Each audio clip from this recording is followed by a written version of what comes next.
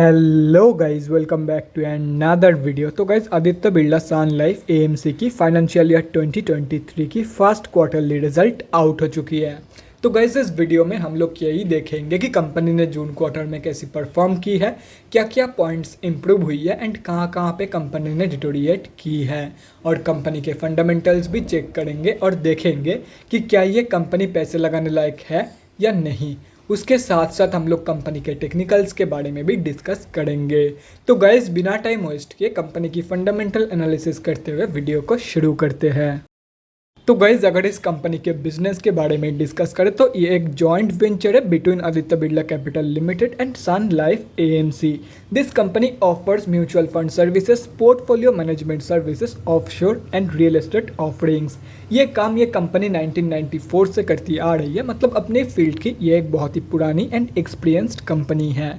ये कंपनी बहुत BSc and NSC में लिस्टेड है। और अगर इस कंपनी के कुछ इंपॉर्टेंट फिगर्स के बारे में डिस्कस करें तो 11,896 करोड़ की है कंपनी की मार्केट कैप, 19.1 की पी है, 44.8% है कंपनी की आरओसीई एंड 34.5% है कंपनी की return on equity. Last 6 months के रिटर्न के साथ साथ लास्ट 3 साल की सेल्स ग्रोथ भी नेगेटिव में जा चुकी है। बुक वैल्यू से कंपनी काफ़ी ऊपर ट्रेड कर रही है। डिविडेंड यील्ड 2.81% है एंड फेस वैल्यू 5 रुपये की है। अभी अगर इस कंपनी की जून क्वार्टर की रिजल्ट के बारे में डिस्कस करें तो गाइस, जून 2022 के क्वार्टर की कंसोलिडेटेड फाइनेंशियल रिजल्ट आप लोगों के सामने हैं। एंड यहाँ पे जितने भी सारे फिगर्स हैं वो सब लैक्स में दिया हुआ है, लेकिन डोंट वरी अबाउट इट, क्योंकि मैं हर एक फिगर्स को क्रोर्स में कन्वर्ट करने के बाद ही आप लोगों को बताऊंगा ताकि आप लोगों को भी समझने में आसानी हो। तो गाइस, सबसे पहले कंपनी की इनकम चेक करते हैं। तो जून 2022 की क्वार्टर में कंपनी ने अप्रॉक्सीमेटली 273.7 करोड़ की इनकम जनरेट किया है। और अगर ये मार्च 2022 की क्वार्टर एंड जून 2021 की क्वार्टर से कंपेयर किया जाए तो मार्च 2022 के क्वार्टर में कंपनी ने 347 करोड़ की इनकम जनरेट किया था एंड जून 2021 की क्वार्टर में 336.24 करोड़ की इनकम। तो ईयर ऑन ईयर बेसिस पे and quarter on quarter basis पे कंपनी की जो इनकम ग्रोथ है वो दोनों में ही नेगेटिव में जा चुकी है। अभी अगर कंपनी की नेट प्रॉफिट मतलब प्रॉफिट आफ्टर टैक्स के बारे में डिस्कस करें तो जून 2022 के क्वार्टर में कंपनी ने अप्रॉक्सीमेटली 103 करोड़ के आसपास की प्रॉफिट जनरेट किया है। और अगर मार्च 2022 के क्वार्टर में देखा जाए तो मार्च 2022 के क्वार्टर में कंपनी ने 158.5 करोड़ की प्रॉफिट जनरेट किया था एंड जून 2021 की क्वार्टर में अप्रॉक्सीमेटली 155 करोड़ की प्रॉफिट। तो again year on year basis पे and quarter on quarter basis पे कंपनी की जो प्रॉफिट ग्रोथ है वो भी नेगेटिव में जा चुकी है। अभी अगर कंपनी की ईपीएस मतलब अर्निंग पर शेयर के बारे में डिस्कस करें तो ईपीएस की जो ग्रोथ है वो भी नेगेटिव में जा चुकी है ईयर ऑन ईयर बेसिस पे and quarter on quarter basis पे। तो अगर ओवरऑल देखा जाए तो जून 2022 के क्वार्टर में कंपनी ने बहुत ही बेकार परफॉर्मेंस दिया है।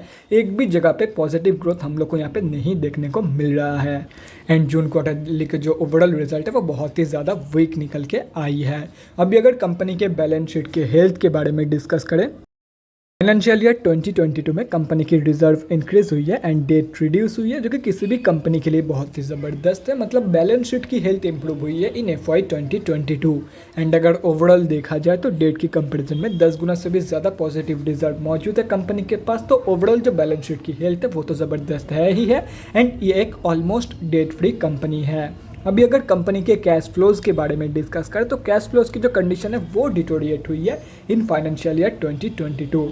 FY 2021 में कंपनी के पास पॉजिटिव 10 करोड़ की कैश फ्लोज मौजूद थी, जो कि अभी रिड्यूस होकर पॉजिटिव 9 करोड़ की हो चुकी है। और अगर कंपनी की शेयर होल्डिंग पैटर्न के बारे में डिस्कस करें तो जून क्वार्टर की शेयर होल्डिंग पैटर्न आप लोगों के सामने है। जून की क्वार्टर में प्रमोटर्स की होल्डिंग अनचेंज्ड है, FIIs ने बाइंग करी है एंड DIIs ने selling. And end of the quarter अगर देखा जाए तो गाइस, यहाँ पे आप लोग देख सकते हो इस कंपनी में हम जैसे छोटे मोटे रिटेलर की जो होल्डिंग है वो 7% के आसपास निकल के आ रही है एंड इस कंपनी में किसी भी बड़े रिटेलर की होल्डिंग नहीं है। तो गाइज़, अभी कंक्लूजन पे आते हैं, क्या आप लोगों को इस कंपनी में पैसा लगाना चाहिए या नहीं। तो देखो गाइज़, जून क्वार्टर की जो रिजल्ट है वो बहुत ही ज़्यादा वीक निकल के आई है एंड इस कंपनी को अभी 200 दिन भी नहीं हुआ है स्टॉक मार्केट में लिस्टेड हुए। तो मैं आप लोगों को यही बोलूँगा, अगर कंपनी के ऊपर भरोसा है then you can definitely go for it, otherwise simply avoid it, क्योंकि जून क्वार्टर की जो रिजल्ट है वो बहुत ही ज़्यादा वीक निकल के आई है एंड कंपनी की जो ओवरऑल ग्रोथ है वो नेगेटिव में है, जैसे कि यहाँ पे भी आप लोग देख सकते हो 3 साल की सेल्स ग्रोथ में एंड लास्ट 6 मंथ्स की जो रिटर्न है वो भी नेगेटिव में जा चुकी है।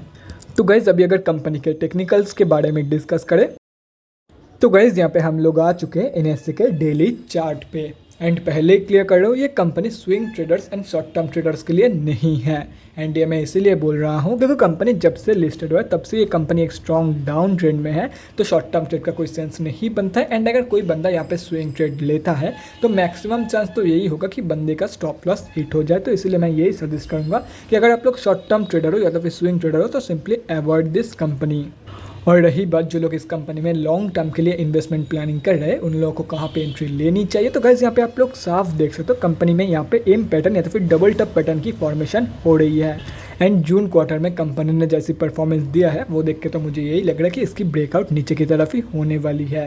तो अगर इसकी ब्रेकआउट नीचे की तरफ होती है तो आप लोग ये जो लास्ट 52 वीक लो है इससे भी नीचे की लेवल्स एक्सपेक्ट कर सकते हो इन दिस कंपनी। तो मैं आप लोग को यही सजेस्ट करूंगा कि अगर आप लोग लॉन्ग टर्म के लिए जाना चाहते हो तो 350 रुपये के आसपास इस कंपनी में आप लोग एंट्री प्लान कर सकते हो। देखो गाइस, लोएस्ट प्राइस पॉइंट पे आप लोग एंट्री नहीं प्लान कर पाओगे, ये आप लोगों को भी पता है, लेकिन जितना हो सके नीचे की प्राइस पॉइंट पे ही बाय करने की कोशिश करना, एटलीस्ट 350 रुपये के आसपास ही रखने की कोशिश करना अपनी एंट्री प्राइस।